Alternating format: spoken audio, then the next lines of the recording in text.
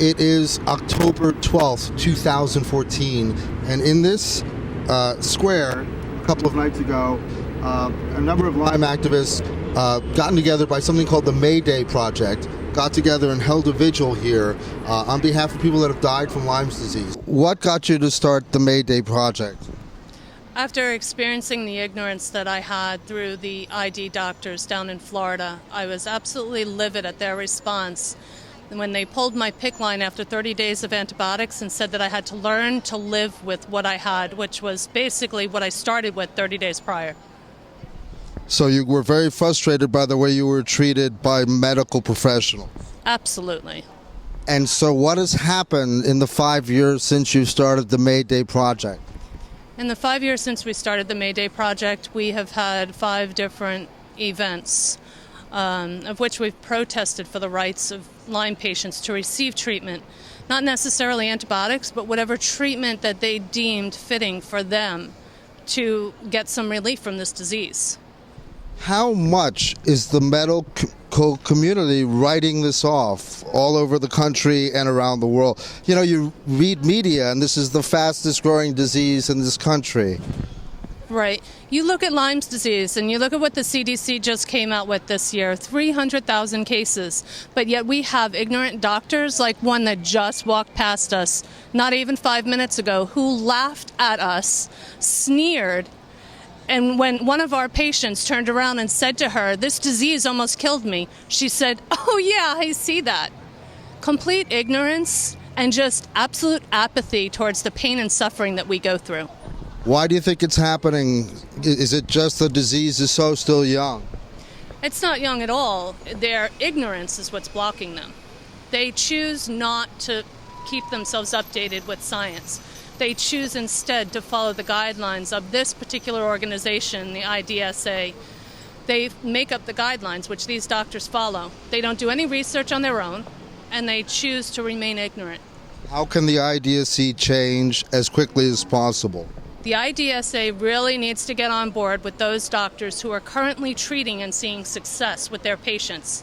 I have gone from complete bedridden state to walking and perfectly fine, thanks to a Lyme literate doctor, not these guys. How was the Lyme literate doctor? Honestly, I'd love to give more information in regards to that, but we do protect our doctors because these idiots would have their licenses pulled. That's ridiculous. How do you relate this, let's say, to the activism of ACT UP, who literally changed the world? I mean, this is something you'd like to do.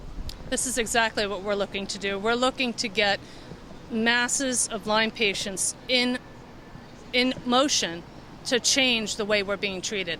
Having a couple of dozen people show up, we really need to change that. It needs to start becoming a more united group of Lyme organizations taking a stand to make a difference. I'm going to ask you one more question. You felt untreatable, and then one doctor found out a way to work with you. Do you want to talk about how that happened? Yes, that doctor had seen me because other doctors in the Infectious Disease Society of America had turned around and said to me, "I know what you need, but I'm not willing to risk my license to save your life." And that's all because of regulations of organizations like the CDC and this one? Yes, that's exactly what it is. It's their guidelines that prohibit them from treating, which also causes the insurance to regulate our treatment guidelines. And in a sense, if they go ahead and they treat outside those guidelines, the insurance companies will come after them for repayment of medical that was outside the guidelines of IDSA. So we need to rewrite these regulations as quickly as possible. Yes, absolutely. We're losing hundreds of patients. We can't even count how many we lose in a month. But when I look at it, and I've only got a couple of thousand people on my Facebook page and on my Twitter, but when I'm losing 23 within a quarter, that's a lot. When you take into consideration 300,000 people getting it a year. How do we lose people with Lyme disease? Unfortunately, because of this ignorance, the majority of our people are killing themselves because of the pain. That's disgusting. We are in a state where there's no reason with our medical, quote unquote, professionality that any patient should go and feel that left out where they need to take their own life because they can't handle the pain. Thank you so much.